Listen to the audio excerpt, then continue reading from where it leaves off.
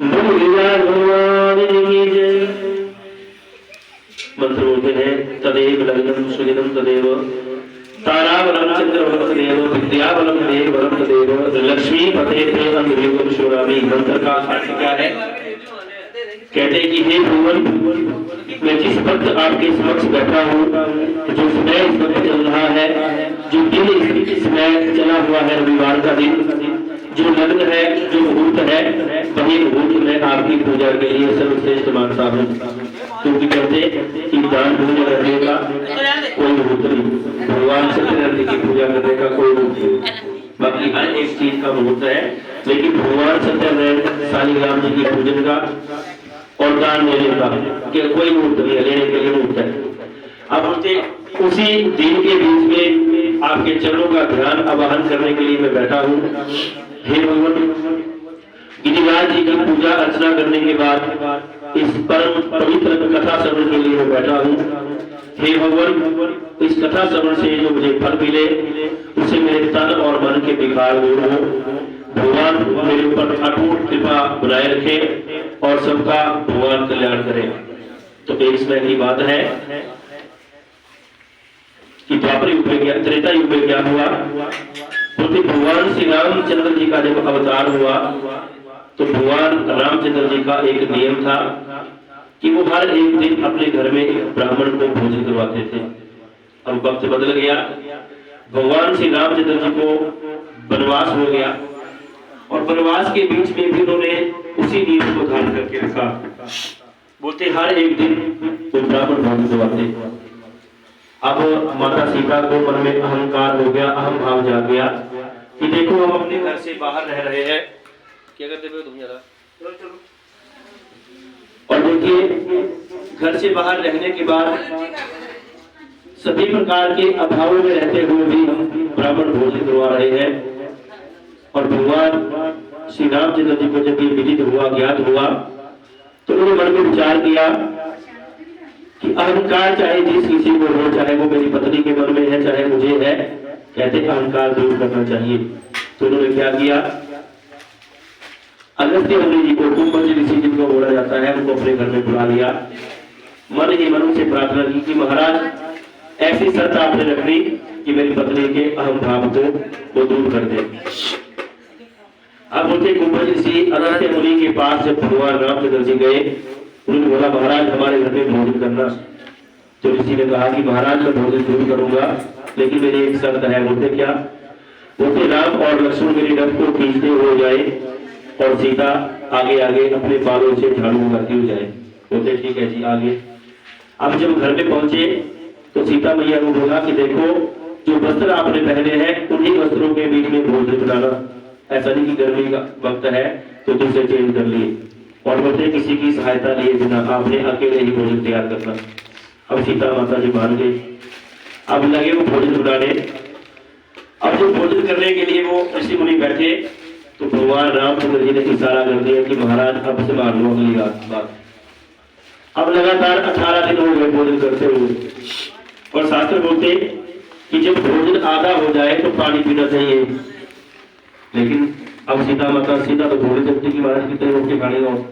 अब बोलते महाराज जब आधा भोजन हो जाए तो पानी पी लेना, मेरे को पता लग जाए इतने दिन और है अभी। अब रामचंद्र जी को पता लगा कि अहंकार अब चूर होने वाला है। इशारा कर दिया कुंभ ऋषि को कि महाराज अब बस करो। लेकिन प्रार्थना कर दी कुंभ ऋषि से कि हे प्रभु, आपने जो भोजन आज मेरे घर में किया है, बोलते इसके लिए मैं आपको पानी पिलाने का समर्थन रखता हूँ। उस वक्त जब मेरा अगला अवतार आएगा, कृष्ण अवतार के बीच में मैं आऊंगा तो आपको पानी पिलाऊंगा। बोलते ठीक है। कुंभ ऋषि चले गए। सीता माता का अहंकार दूर हो गया। भगवान रामचंद्र जी द्वापर युग के बीच में आ गए भगवान श्री कृष्ण जी के रूप में। अब श्री कृष्ण जी के रूप में जब आए तो ग्वाल वालों का एक नियम था, वो हर साल जो थे वो देवराज इंद्र की पूजा करते थे। क्यों? क्योंकि देवराज इंद्र बारिश करते थे। लेकिन इस बार क्या हुआ? भगवान श्री कृष्ण जी ने कहा कि महाराज अगर पूजा करनी है तो गिरिराज भगवान की करो, क्योंकि वही आंधी और तूफान को रोकने वाले हैं। बोलते नहीं महाराज देवराज इंद्र। बोलते देवराज इंद्र की पूजा क्यों करनी? उनका डिपार्टमेंट ही है बारिश करने का, तो जल देवता है, उनकी नौकरी है, इसलिए बोलते उनकी पूजा नहीं करनी। अब वो द्वार वाले मान गए तो उन्होंने शर्त रख दी भगवान जी के आगे। बोलते हमारी एक शर्त है। बोलते क्या जी?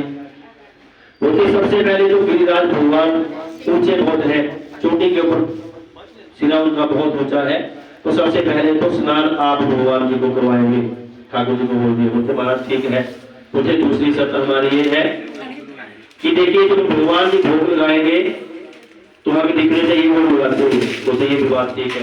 अब तीसरी शर्त रख दी कि महाराज सबसे बड़ी और महत्वपूर्ण शर्त हमारी क्या है?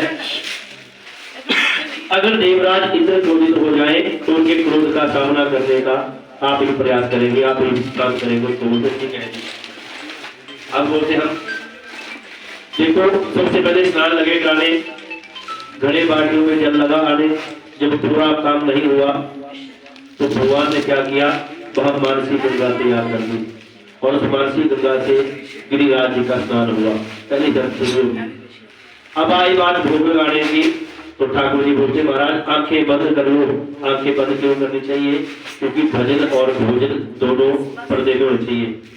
अब बोलते जब उनकी ग्वाल वालों की आंखें बंद कराई तो भगवान जी ने अपने आप ही थाली पकड़ी और अपना ही दूसरा रूप लेके गिरिराज के ऊपर विराजमान होकर भोग लगाने लगे। हम बोलते हैं ना आपका दिया आपको अर्पण। मतलब क्या कि महाराज आपका ही वस्तु सामग्री है और आप ही को हम अर्पित कर रहे हैं। भगवान गिरिधान सबको भूतवा सामने खड़े होकर बैठ के इस भोजन को ग्रहण कीजिए। अब बोलते तीसरी शर्त जब आई, अब देवराज इंद्र के क्रोध होने की बात जो कही थी, देवराज इंद्र को पता लगा महाराज ग्वाल वालों ने मेरी पूजा छोड़ दी, तो अपने सबसे जो भयंकर मेघ थे जिनका सांप्रतक नाम था उन बादलों को भेज दिया। बोलते महाराज वहां इतनी भूमि में इतनी बारिश करो कि वहां मिट्टी का एक कण भी दिखाई न दे। अब बादल आए, जब वो बरसने लगे तो अपने बड़े भाई बलदाऊ जी को बुला लिया, शेषनाग का अवतार लेके। बोला महाराज मैं इस पर्वत को चीची उंगली के ऊपर उठाता हूँ। उठा लिया पर्वत को और बोलते आप इस पर्वत को क्या करो? घेरा डाल दो। जहां उस सांप की मुंह और पूंछ इकट्ठे हुई वहां अंजलि बन गई और वहां से जल लगा गिरने। तब बुलाया फिर कुंभज ऋषि को कि महाराज आइए, पिछले जन्म से आप प्यासे बैठे हो, इस पानी को पीजिए। अब बोलते 7 दिनों तक उस गोवर्धन पर्वत को उठाए रखा भगवान जी ने चीची उंगली के ऊपर और 7 दिनों तक बोलते भगवान बलराम जी ने जो अंजलि बनाई वहां से जो जल गिरा वो बोलते अगस्त्य अग्नि ने पी लिया। अब 7 दिनों के बाद देवराज इंद्र जी को होश आया। बोलते देखो वहां जाके है कुछ।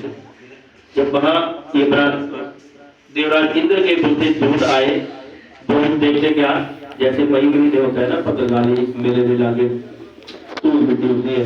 बोलते वहां तो बारिश का छिड़काव नहीं है। अब देवराज इंद्र जी आए, माफी मांगी। बोलते महाराज मेरे को क्षमा कर दो, मेरे अंदर अहंकार की भावना थी, द्वेष की भावना थी।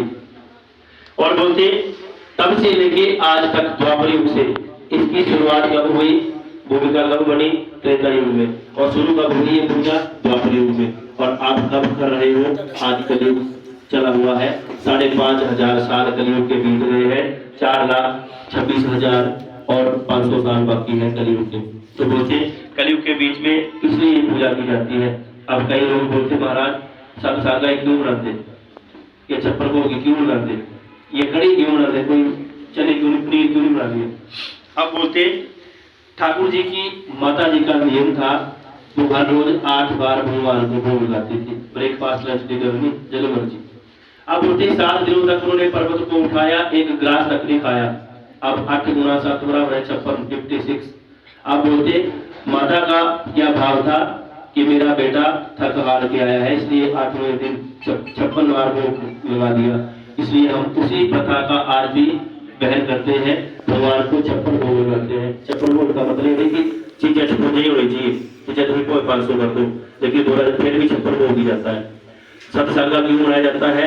7 दिनों का इसमें वृतांत बनाया गया है। भगवान 8 दिन भी उठा सकते थे पर्वत, लेकिन क्यों उठाया? क्योंकि वो बताया गया कि महाराज जो भी आप अच्छा कर्म करो, जो भी बुरा कर्म करो, जब भी कोई पैदा हो, जब भी किसी की मृत्यु हो, ये 7 भी दिन हमारे पास है, 8वां कोई दिन नहीं।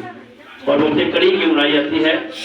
बोलते ये भगवान के प्रति मित्रता का भाव दर्शाया गया। आपने सुदामा की मित्रता के बारे में सुना है, लेकिन मधुमंगल के बारे में किसी को नहीं पता। बोलते भगवान के प्रिय एक मित्र थे जिनका नाम था मधुमंगल। मधु का अर्थ होता है मीठा शहद, और मंगल का मतलब कल्याण, जो हमेशा कल्याण करने वाले थे, भगवान के अत्यंत प्रिय थे। होते लेकिन थे घर से बहुत गरीब। एक बार भगवान ठाकुर जी ने कहा कि अपने अपने घर से आप कुछ न कुछ बना के लाओगे, मैं आपके घर का भोजन करूंगा। अब मधुमंगल घर में आए, बोलते माता मेरे मित्र ने, मेरे भगवान ने कुछ मंगवाया है, तो घर में कुछ है। तो माता बोलती कि घर में तो गरीबी का माहौल। बोलते 5 दिन की बासी कड़ी है मेरे घर में, बोलते वही दे दो हांडी में डाल के। अब बोलते वो हांडी में डाल के कड़ी को ले आए। जब ठाकुर जी के समीप पहुंचे तो मन लगा सरवाने सब कुछ आने। बोलते महाराज कड़ी लानी अपने मित्र में, वो भी बासी ताजी होती तब भी, अब छपाली कड़ी। लेकिन ठाकुर जी आए, बोलते महाराज मैं किसी के घर का कुछ नहीं खाऊंगा तो वही कड़ी खट्टी बासी। अब छीना झपटी लगे करने, जैसे ही कुछ ज्यादा काम हो गया छीना झपटी का, वो हांडी हाथ से गिर गई, और जैसे ही नीचे गिरी वो फूट गई, और मधुमंगल के सारे कपड़ों के ऊपर कड़ी गिर गई। अब देखो भगवान जी का प्रेम।